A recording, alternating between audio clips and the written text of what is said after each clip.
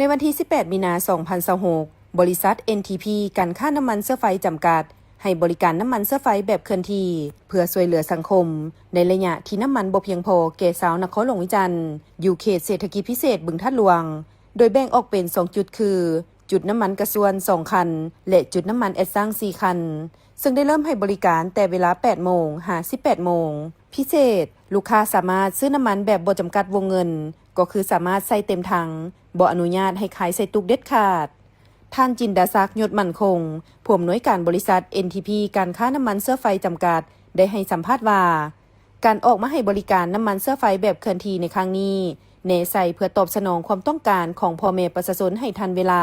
ลดผ่อนปัญหาการขาดแคลนน้ำมันในระยะวิกฤตขับเคลื่อนเศรษฐกิจและการเดินทางของคนลาวบ่ให้หยุดรถน้ำมันเสื้อไฟแบบเคลื่อนที่ที่นำมาบริการในครั้งนี้มีทั้งหมด6คันคันละ2หัวจ่ายน้ำมันแม่นเพียงพอแต่อาจจะต้องได้ต่อแถวพร้อมนี้ยังจะเพิ่มสถานที่บริการโดยแบ่งออกเป็น2บ่อนคืออยู่เขตเศรษฐกิจพิเศษบึงทัดหลวงและอยู่เดินพระธาตุหลวงวิจันทร์เริ่มแต่เวลา 8 โมง 18 โมงข้าพเจ้าจินดาศักดิ์ยศมั่นคงผู้ก่อตั้งและอำนวยการใหญ่บริษัท NTP จำกัดของตัวนี้ได้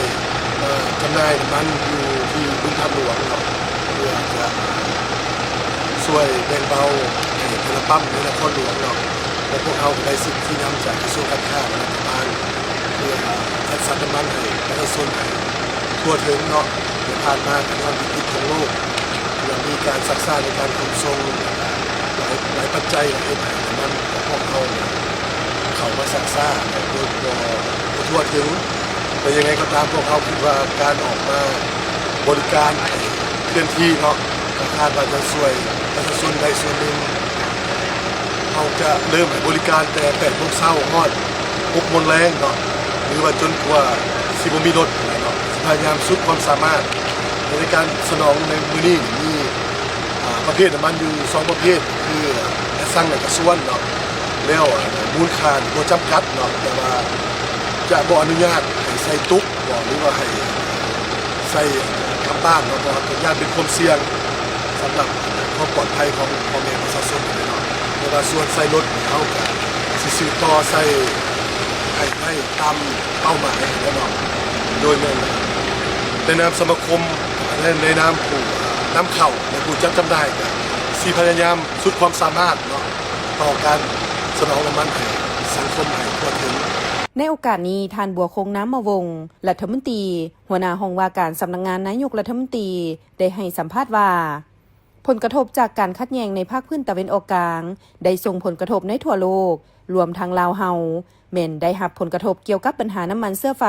ส่งผลกระทบต่อชีวิตการเป็นอยู่ของประชาชนลาวในขอบเขตทั่วประเทศต่อกับปัญหาดังกล่าวพรรคและรัฐบาลได้หีบฮอนแก้ไขค้นคว้าปรึกษาหารือกับหลายภาคส่วนที่เกี่ยวข้องโดยเฉพาะได้ค้นคว้าและวางนโยบายต่างๆเป็นต้นลดอากรสมไส้นำไส้บ่วงเงินกองทุนน้ำมันจำนวนหนึ่งเพื่อไปดัดสมราคาน้ำมันเพื่อบ่ให้สูงขึ้นซอกหาแหล่งซื้อน้ำมันจากหลายประเทศเป็นต้นประเทศไทยจีนและเวียดนามพร้อมนี้ก็ได้แต่งคณะเฉพาะกิจในการแก้ไขปัญหาน้ำมันออกคำสั่งเลขที่40/นย.ว่าด้วยการเพิ่มทวีแก้ไขปัญหาผลกระทบจากราคาน้ำมันเสื้อไฟได้ค้นคว้านโยบายด้านการบริหารเวียกงานโดยการพัดเปลี่ยนกันประจำการและเฮ็ดเวียกทางไกลผ่านออนไลน์การกำหนดนโยบายสร้างเศรษฐกิจปรับปรุงชีวิตการเป็นอยู่และอื่นๆต่อกับการจำหน่ายนี้เรื่องทางรัฐบาลจะได้สืบเรื่องส่งเสริมให้แต่ละปั๊มต้องได้สืบต่อในการจำหน่ายบ่ให้กักน้ำมันบ่ให้ช่วยโอกาสในการขึ้นราคาน้ำมันแล้วก็มาเบิ่งในสภาพในการที่ในตอนช่วงนี้จะเห็นว่าใต้ปั๊มนี่ก็มีความแออัดดังนั้นเพื่อแก้ไขการแออัดนี้ก็ได้ให้บริษัทจำนวนหนึ่งเพื่อนำเอารถน้ำมันเพื่อไปจำหน่ายแค่จำทีและที่แค่นั้นว่าอยู่ในมือนี้วันที่18นั้นจะจำหน่ายอยู่ที่เดินทางหลวงเวลาที่เดินทางหลวงนี้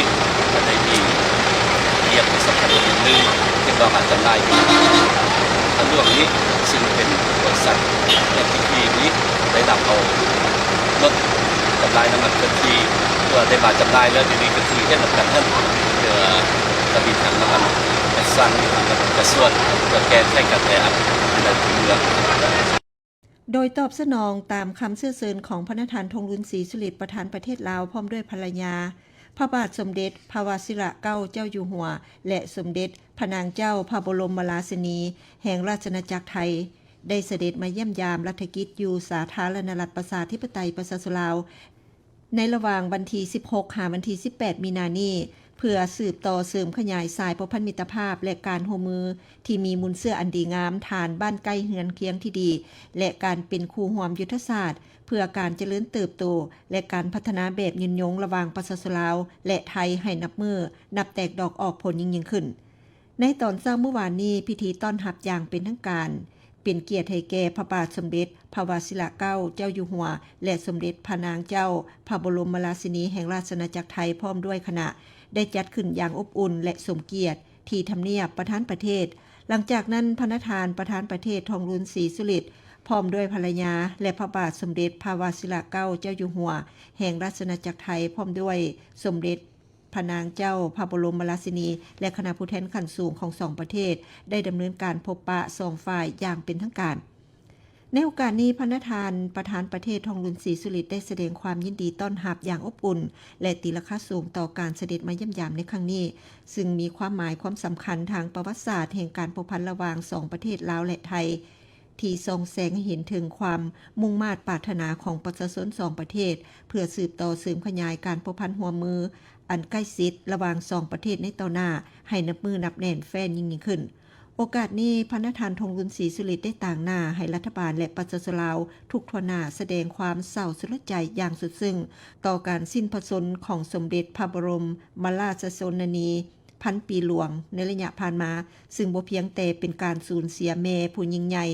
ที่เป็นมิ่งควรเป็นที่เคารพรักและเทิดทูนสักการะบูชาของปวงชนชาวไทยทั้งชาติเท่านั้นแต่ยังเป็นการสูญเสียญาติมิตรที่ใกล้ชิดผู้ที่มีคุณงามความดีใหญ่หลวงต่อประชาชนลาวอีกด้วยนอกจากนั้นพระนทานประธานประเทศลาวยังได้ต่างหน้าให้รัฐบาลและประชาชนลาวแสดงความขอบใจอย่างสูงต่อบรรดาโครงการพระราชดำริของพระบรมวงศานุวงศ์แห่งราชอาณาจักรไทยทุกพระองค์ที่ได้นำเอาผลประโยชน์ตัวจริงมาสู่ประชาชนลาวก็คือการประกอบส่วนอันใหญ่หลวงเข้าในการพัฒนาสาธารณรัฐประชาธิปไตยประชาชนลาวโดยเฉพาะในแขนงการศึกษากสิกรรมสาธารณสุขสองฝ่ายได้ตีราคาสูงต่อการผูกพันร่วมมือสองประเทศตลอดระยะ76 ปีผ่านมานับแต่ปี1950หาปี2026ซึ่งได้รับการเสริมขยายอย่างต่อเนื่องและมีผลสำเร็จอันสำคัญหลายด้าน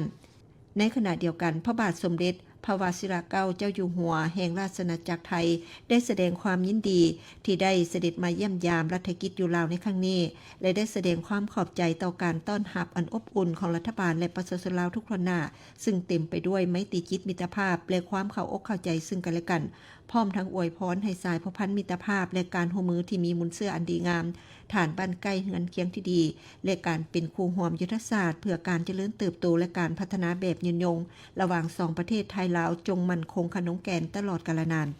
หลังจากนั้นพระนทานประธานประเทศทองรุนศรีสุริตพร้อมด้วยภรรยาได้นำพาพระบาทสมเด็จพระวชิระเกล้าเจ้าอยู่หัวและสมเด็จพระนางเจ้าพระบรมราชินีแห่งราชอาณาจักรไทยพร้อมด้วยคณะไปเยี่ยมชมตำหนักผ้าไหมลาวบูฮานซึ่งได้รับการต้อนรับโดยทานเฉลิมไซกรมสิทธิ์รองนายกรัฐมนตรีลาวพร้อมด้วยภรรยาและคณะในตอนแรกของวันเดียวกันพระบาทสมเด็จพระวชิระเกล้าเจ้าอยู่หัวและสมเด็จพระนางเจ้าพระบรมราชินีแห่งราชอาณาจักรไทยก็ได้เข้าร่วมพิธีบาสีสุขวัญและงานเลี้ยงต้อนรับที่ทำเนียบประธานประเทศเป็นเกียรติจัดโดยพระนทานธงรุนศรีสุริตประธานประเทศลาวพร้อมด้วยภรรยาอีกด้วย